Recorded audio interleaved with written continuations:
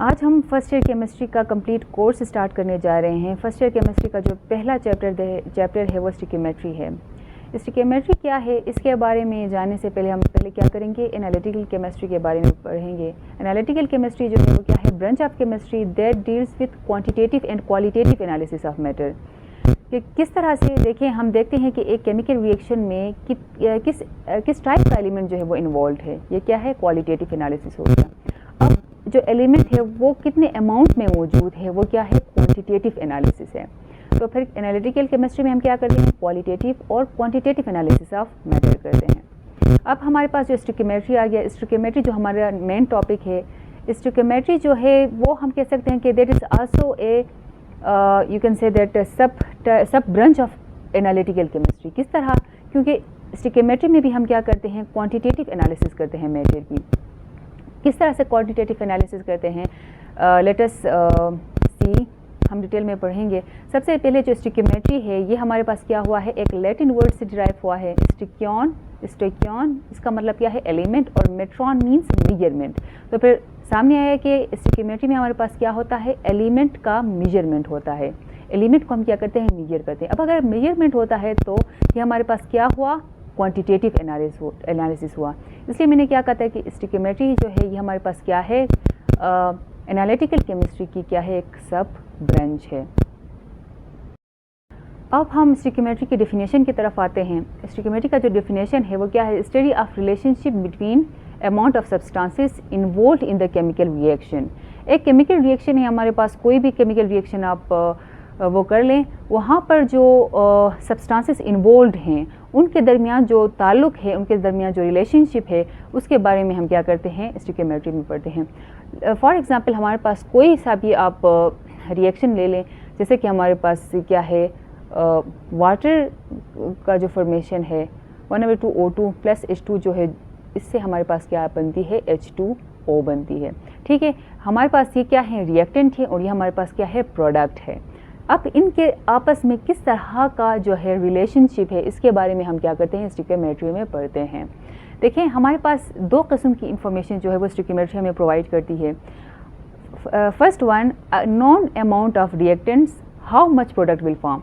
अगर हमारे पास क्या हो, रिएक्टेंट्स का अमाउंट नाउन हो, हमें पता हो कि रिएक्टेंट्स इतने हैं, तो इन नाउन अमाउंट ऑफ रिएक्टेंट से कितने प्रोडक्ट बन सकते हैं, तो एक इस तरह का जो है प्रोडक्ट की जो प्रिडिक्शन जो है वो स्टिक्योमेट्री के ज़रिए होती है। और दूसरा ये कि अगर हमारे पास प्रोडक्ट जो है एक स्पेसिफिक अमाउंट, किसी ने कहा कि आपने इतना प्रोडक्ट बना के हमें देना है, अगर हमें क्या है, specific amount of product noun है, तो उस प्रोडक्ट के लिए हमें कितने अमाउंट ऑफ रिएक्टेंट रिक्वायर्ड होंगे। तो इस तरह का जो इन्फॉर्मेशन है वो हमारे पास क्या करती है, स्टिक्योमेट्री प्रोवाइड करती है। स्टिक्योमेट्री में आगे बढ़ने से पहले हम चंद एक बेसिक डेफिनेशंस और टर्मिनोलॉजीज़ जो हमारे पास इस चैप्टर में भी यूज़ हुए हैं, फर्स्ट ईयर केमिस्ट्री के जो पहला चैप्टर इसमें यूज़ हुए हैं और थ्रू आउट केमिस्ट्री में यूज़ होते रहते हैं, और ख़ास करके स्टिक्योमेट्री में ये ख़ास तौर पर यूज़ होते हैं। इन टर्मिनोलॉजीज़ के बारे में क्या करेंगे, हम पढ़ेंगे। सबसे पहला जो है वो हमारे पास क्या, रिलेटिव एटॉमिक मास। ये जो जितने भी टर्मिनोलॉजीज़ अभी मैं डिस्कस करने जा रही हूँ, ये हमने 9th क्लास में भी डिटेल से पढ़ा हुआ है। सबसे पहला जो है वो क्या है, relative atomic mass. Relative atomic mass क्या है, mass of one atom of an element compared with mass of 1/12 of carbon 12। देखें, हम क्या करते हैं, एक स्टैंडर्ड रखते हैं। रिलेटिव एटॉमिक मास क्या होती है, वो हमारे पास एक स्टैंडर्ड होती है कि हम कार्बन 12 को एक स्टैंडर्ड रख रहे हैं, और उसके साथ बाकी जो एलिमेंट्स हैं उनके एक एटम को हम क्या कर रहे हैं, कंपेयर कर रहे हैं। ठीक है जी, तो हमारे पास जो रिजल्टेंट जो आता है हमारे पास वो क्या है, रिलेटिव एटॉमिक मास होता है। देखिए, यहाँ पर क्वेश्चन ये राइज होता है कि रिलेटिव एटॉमिक मास फाइंड करने की ज़रूरत क्यों पड़ी, क्योंकि हमें पता है कि मास के बहुत सारी यूनिट्स हैं हमारे पास। ऐसा यूनिट हमारे पास मौजूद है, किलोग्राम है, ग्राम है। तो फिर हम क्या करते हैं, रिलेटिव एटॉमिक मास क्यों फाइंड करते हैं एक एटम का। तो फिर इसका आंसर ये है कि अगर हम एटम्स को एक्सप्रेस करें in the larger units like gram और किलोग्राम, तो फिर उनका जो वैल्यू है वो हमारे पास बहुत माइन्यूट वैल्यू आता है। वो -22 या -24 kg या इस तरह का हमारे पास क्या आता है, यूनिट वैल्यू आता है। तो फिर ऐसे -22 या -24 ग्राम या किलोग्राम के साथ प्रैक्टिकली डील करना लेबोरेटरी में ये क्या है, इम्पॉसिबल है, इम्प्रैक्टिकल है। तो फिर उसके लिए ऐसा ही जो है उनके जो सूटेबल हो इस तरह का एक यूनिट डिज़ाइन करना जो है वो क्या थी, उसकी ज़रूरत थी। तो फिर इसलिए रिलेटिव एटॉमिक मास जो है इसे इंट्रोड्यूस किया गया। देखें रिलेटिव एटॉमिक मास जो है वो हमने पढ़ा कि कार्बन 12 के साथ 1/12 ऑफ कार्बन 12 के साथ किसी भी एलिमेंट के एक एटम के मास को कंपेयर करने को हम क्या करते हैं, क्या कहते हैं, रिलेटिव एटॉमिक मास कहते हैं।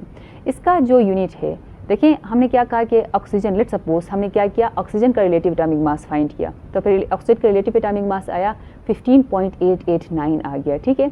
तो फिर अब हम इसके साथ यूनिट क्या लगाएंगे, क्योंकि ग्राम किलोग्राम जो लार्जर जो यूनिट्स हैं उनके साथ इस तरह के लगते हैं, तो फिर इसके साथ क्या यूनिट लगे, तो हम क्या कहेंगे, इसका यूनिट क्या होता है, AMU, एटॉमिक मास यूनिट जो है वो क्या होती है, यूनिट होती है रिलेटिव एटॉमिक मास का। अब जो सेकंड टर्मिनोलॉजी जो यूज़ होती है that is gram atom. Gram atom क्या है, अब इसी जो है रिलेटिव एटॉमिक मास को अगर हम ग्राम में एक्सप्रेस करेंगे तो फिर वो क्या होगा, ग्राम एटम बन जाएगा, ठीक है जी। अब देखिए ये हमारे पास 15.889 AMU आया था रिलेटिव एटॉमिक मास ऑक्सीजन का। अगर सिंपली हम AMU हटा के उसके साथ ग्राम लिखेंगे तो फिर वो क्या होगा, ग्राम एटम आएगा। अब ये ग्राम एटम जो है उसे यहाँ पर हमने क्या किया, 15.88 को राउंड ऑफ करके इसकी जो एस्टिमेटेड वैल्यू है वो 16 ग्राम लिया है। तो फिर ऑक्सीजन का जो एटॉमिक मास यूनिट है, रिलेटिव एटॉमिक मास है वो क्या है, 16 है, और उसके साथ ग्राम लगाया तो फिर वो क्या, ग्राम एटम बन गया, ठीक है जी।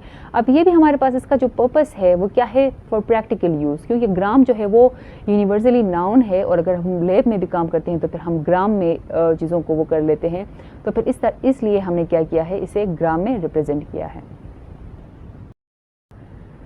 थर्ड जो टर्मिनोलॉजी हमारे पास यूज़ होती है दैट इज़ मोल।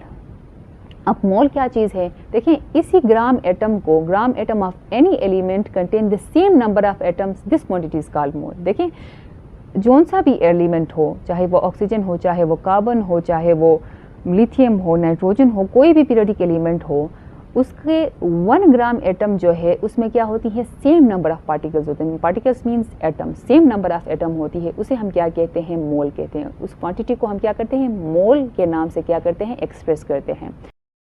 देखिए मोल जो है वो एक सिंपल एक काउंटिंग यूनिट है। किस तरह से काउंटिंग यूनिट है, देखें जैसे कि हम कहते हैं कि पेयर में हमारे पास 2 सिमिलर थिंग्स आते हैं। हम कहते हैं पेयर ऑफ शूज़, देखिए तो फिर वहाँ पर हमारे पास क्या होंगे, 2 शू आएंगे साथ में, तो उसे हम क्या कहेंगे, पेयर कहेंगे। इस तरह से डोजन जो है उसमें 12 सिमिलर थिंग्स होते हैं, और ग्रास में 144 सिमिलर थिंग्स होते हैं, सेंचुरी में 100 सिमिलर थिंग्स होते हैं। तो फिर इनको हम क्या कहते हैं, काउंटिंग यूनिट कहते हैं। इसी तरह हमारे पास मोल जो है वो भी एक काउंटिंग यूनिट है, और उसमें भी सिमिलर थिंग्स आते हैं, सिमिलर पार्टिकल्स आते हैं, लेकिन उसका नंबर थोड़ा ज़्यादा होता है, और वो नंबर क्या है, 6.023 मल्टीप्लाई बाय 10⁻23। अब जो नेक्स्ट टर्मिनोलॉजी हमारे पास इस्तेमाल होती है वो क्या है, एवोगाड्रोस नंबर है। देखें अब जो हमने बात की मोल में कि 6.023 multiply by 10⁻23 similar things is called, similar things mean similar particles is called what, mole.